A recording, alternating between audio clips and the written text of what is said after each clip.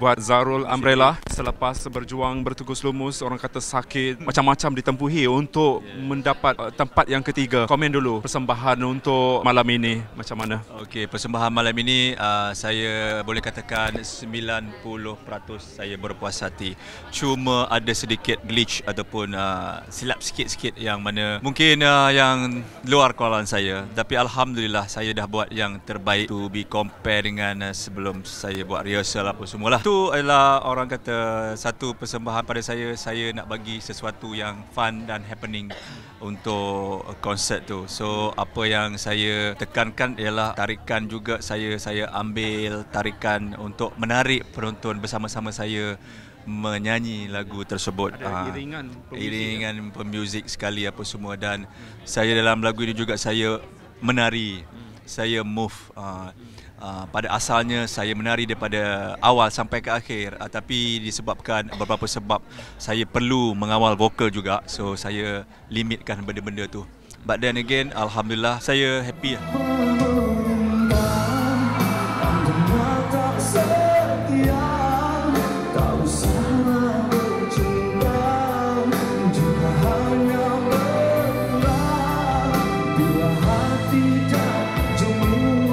Battle ianya satu kepayahan juga, tapi benda ni benda baru lagi, so kita pada mulanya agak kekok kenapa, apa perlunya battle, macam mana kita nak dapat point lebih, macam mana kita nak tekankan, kita nak to be orang kata ditonjolkan. So selepas saya faham apa maksud tu, macam Tok Ram cakap tadi kan, kita buat lagu tu macam lagu kita sendiri. So lagu Jimmy memang alhamdulillah diorang bagi tu saya dah selalu dengar. Tak kata senang, tak senang tu, tak susah juga. Sebab dalam masa I think 5 hari kot saya hafal lirik dengan melodi sekali.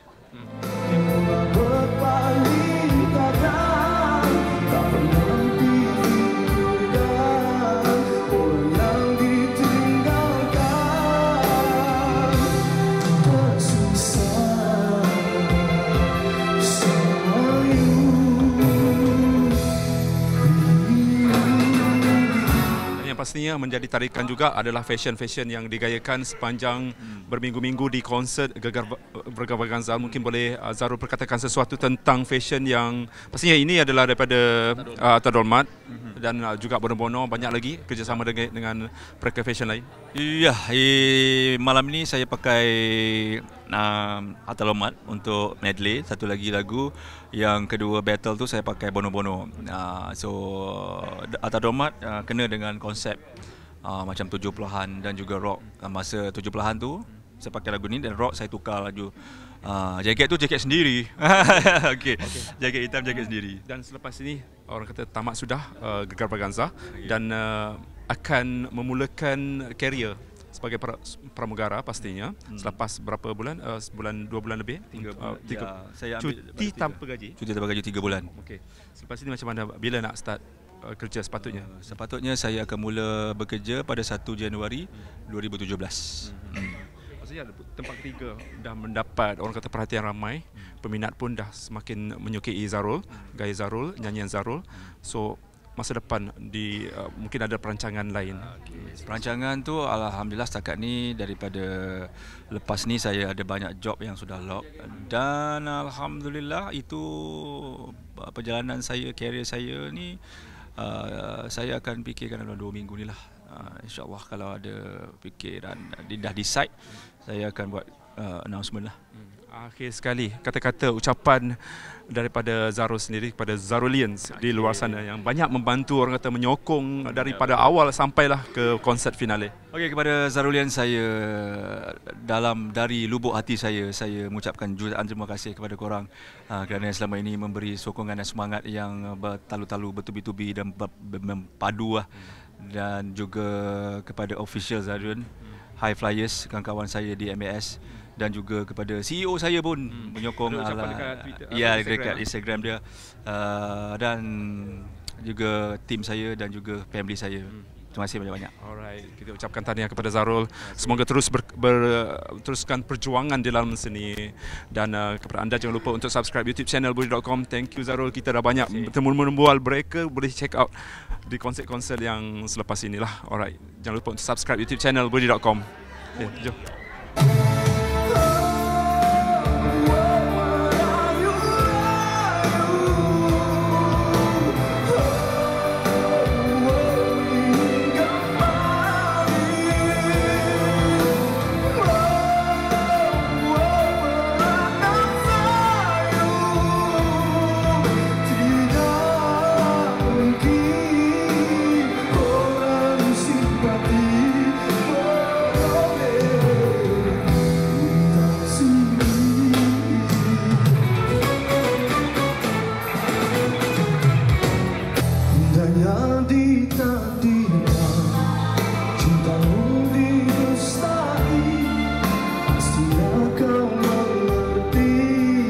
Siksanya perpisahan hanya kembali sesal.